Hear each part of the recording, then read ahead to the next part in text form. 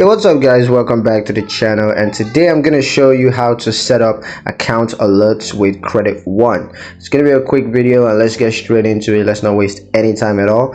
So first step is to sign into your Credit One account, and you can do that online or you can do that through the mobile app. And once you're signed into your account, you just want to click on account alerts.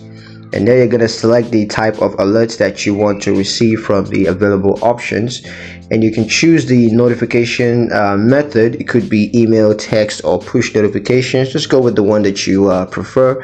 Next, you're going to review and confirm your alerts settings.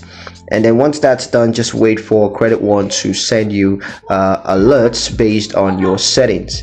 And you can also review and update your alert settings as needed whenever it is that you want to do that.